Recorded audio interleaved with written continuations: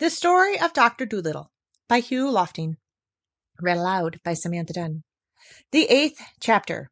The Leader of the Lions. John Dolittle now became dreadfully, awfully busy. He found hundreds and thousands of monkeys sick. Gorillas, orangutans, chimpanzees, dog-faced baboons, marmosets, gray monkeys, red ones, all kinds. And many had died. The first thing he did was to separate the sick ones from the well ones. Then he got Chi-Chi and his cousin to build him a little house of grass. The next thing, he made all the monkeys who were still well come and be vaccinated. And for 3 days and 3 nights, the monkeys kept coming from the jungles and the valleys and the hills to the little house of grass, where the doctor sat all day and all night, vaccinating and vaccinating. Then he had another house made, a big one, with a lot of beds in it, and he put all the sick ones in this house. But so many were sick, there were not enough well ones to do the nursing.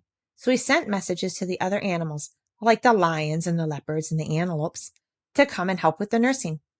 But the leader of the lions was a very proud creature, and when he came to the doctor's big house full of beds, he seemed angry and scornful. "Do you dare to ask me, sir?"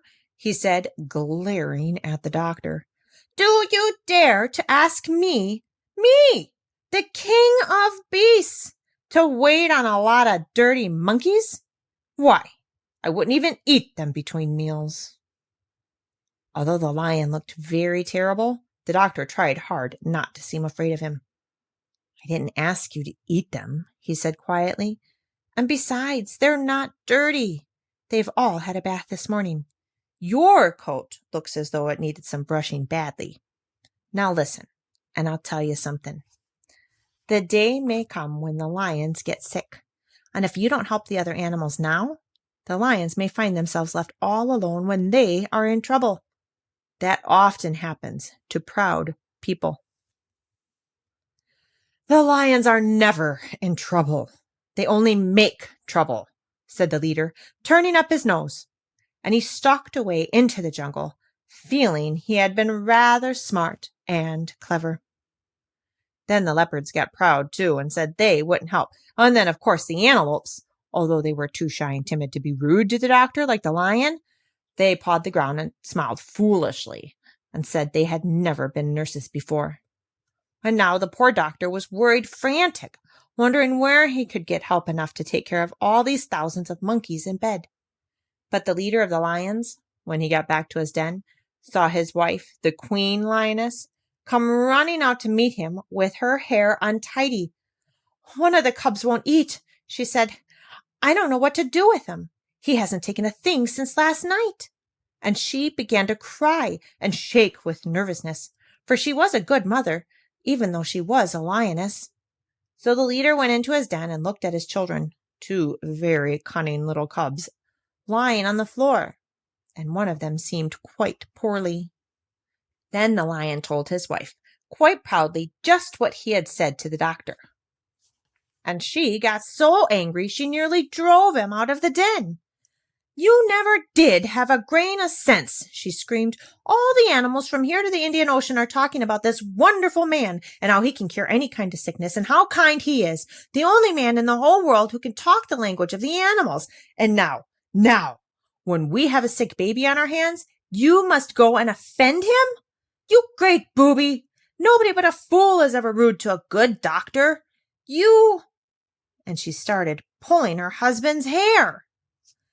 "Go back to that white man at once," she yelled, "and tell him you're sorry. And take all the other empty-headed lions with you, and those stupid leopards and antelopes. Then do everything the doctor tells you. Work hard, and perhaps he will be kind enough to come and see the cub later. Now be off. Hurry, I tell you. You're not fit to be a father." And she went into the den next door, where another mother lion lived, and told her all about it. So the leader of the lions went back to the doctor and said, "Oh, I happened to be passing this way, and I thought I'd look in." "Got any help yet?" "No," said the doctor, "I haven't, and I'm dreadfully worried." "Well, help's pretty hard to get these days," said the lion. "Animals don't seem to want to work anymore. You can't blame them in a way. Well, seeing you're in difficulties, I don't mind doing what I can just to oblige you, as long as I don't have to wash the creatures.